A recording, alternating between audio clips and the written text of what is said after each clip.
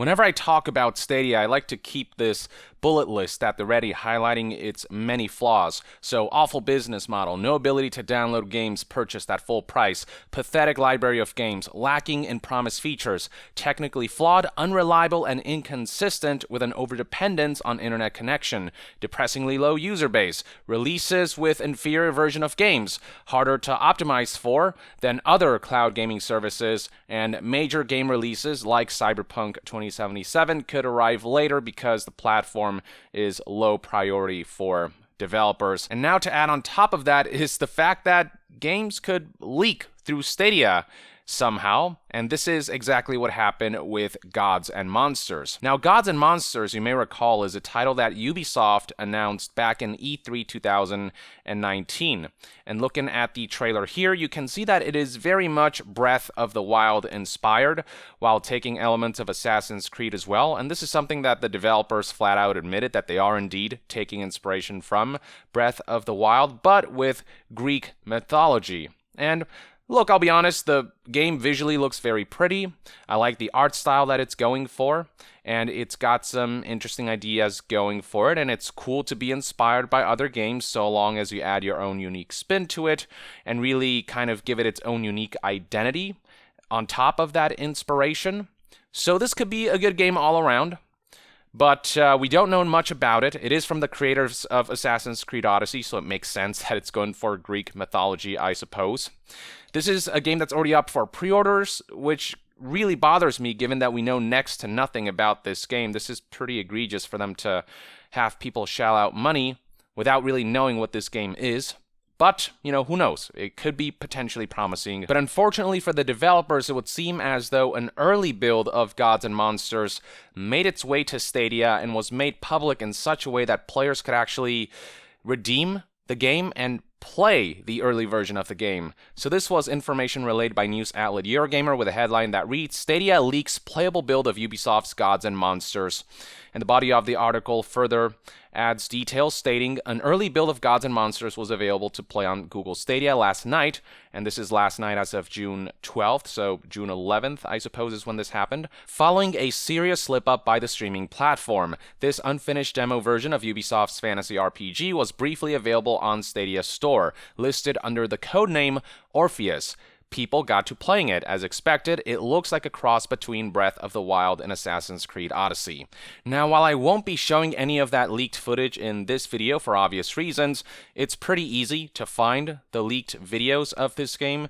You can just Google it or YouTube search it, and you will see that it's very clearly inspired by Breath of the Wild. It's got the same circle stamina meter from Breath of the Wild, but also a lot of gameplay elements are clearly inspired by Assassin's Creed Odyssey. But it's also important to keep in mind that it is an early build that uses assets and systems of Assassin's Creed Odyssey as placeholders.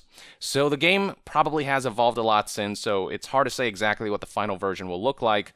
But it does seem like it's going to use the framework of Assassin's Creed Odyssey in large part, while taking elements of Breath of the Wild and layering that on top.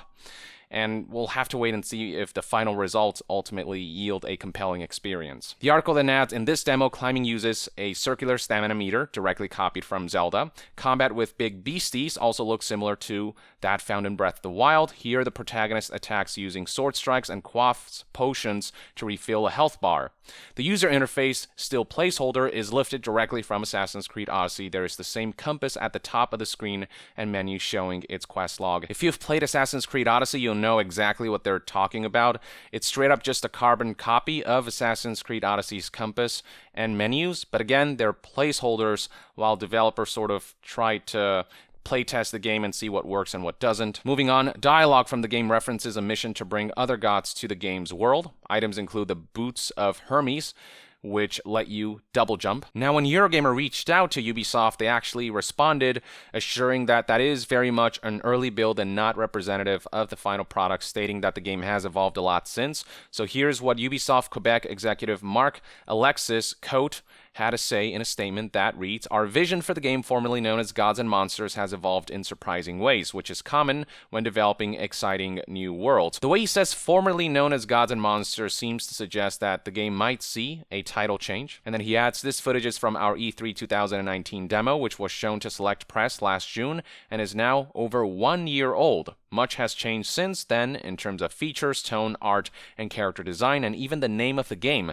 We are hard at work and very excited to finally show players what we have created at the end of summer." As for what Google had to say about this unfortunate leak, well, here's an article from news outlet Kotaku. When they reached out to the Stadia team about this situation, Stadia actually responded. So here's the statement that was provided.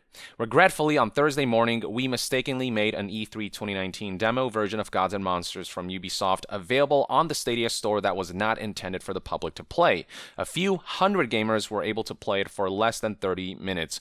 We sincerely apologize to our partners at Ubisoft for this mistake." It may have just been a few hundred people who play the game, but that was enough for people to capture gameplay and leak it online. And here's a screenshot featured as the thumbnail for this particular article. You can see just how early of a build this is, judging by the lack of a full-fledged character model for this character right here. But this is kind of the art style that the game was going for a year or so ago.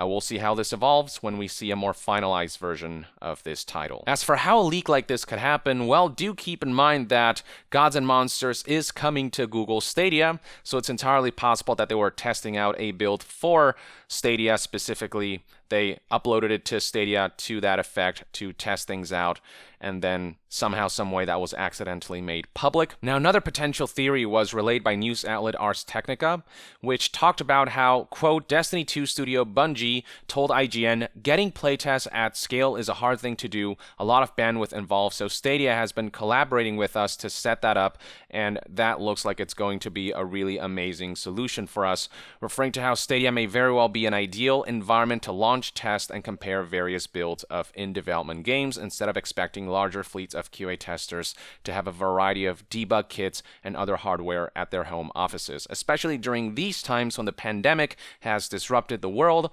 and has led to a lot of game development studios to essentially make games remotely from the confines of their homes in order to mitigate the potential spreading of this virus. So that's sort of another potential reason. But regardless of what the reasons might be, it's all around a bad look for Stadia, and it would seem as though this was Stadia's fault, judging by how Stadia is apologizing for their mistake, stating right here, "We sincerely apologize to our partners at Ubisoft for this mistake." So it was clearly somebody on their end that made a mistake or something along those lines, or something in their systems that caused this to happen. Regardless of what happened, the last thing Stadia needs right now is more bad optics.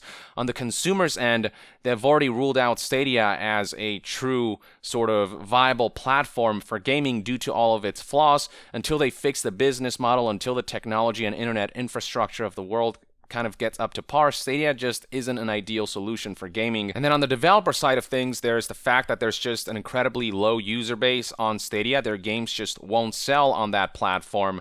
So many are wondering whether it's worth putting in the manpower, resources, money, and effort to port their game over to Stadia. Unless you're a major AAA publisher who can actually afford to do that, there's not much reason to port games over to Stadia. And here's an article from Business Insider that spoke with many developers who said that there are two main reasons their games aren't on Stadia. Google didn't offer them enough money, and they don't trust the mercurial company to stick with gaming in the long term, given Google's history of killing off projects when the going gets tough, and them not sticking with something for the long term. And now on top of all that, there's potentially the risk of having games leak via Stadia. Not to say that Stadia won't take measures to ensure something like this won't happen again, but still, this is a pretty big blow for one of their biggest partners, Ubisoft, which has dedicated itself to releasing pretty much all of their games on Stadia and partnering closely with Stadia.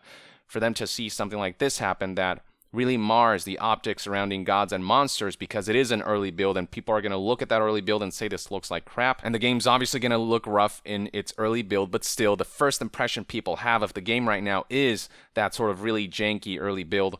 So for all of this to happen, it's another sort of checklist of things that Stadia has kind of botched. It is just one thing after another for this platform.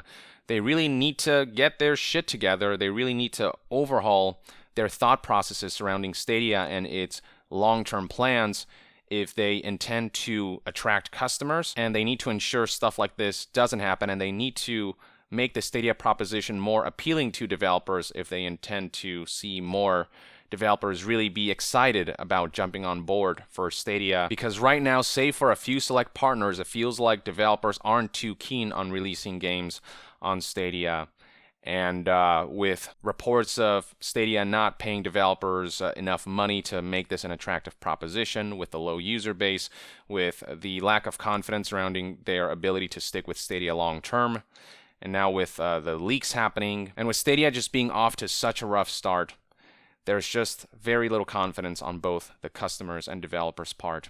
And that's just not how you want to kick things off if you intend your platform to flourish. So that's all I have to say on this matter, ladies and gentlemen. Let me know in the comments below what your thoughts and opinions are on Stadia leaking an early build of Gods and Monsters, and just the general state of Stadia and how you think it's being perceived on both consumers and developers' point of view. Drop a comment below, and to be further updated on all things gaming news, reviews, and discussions, stay tuned right here on Young Yeah. I'll see you guys next time. Young out!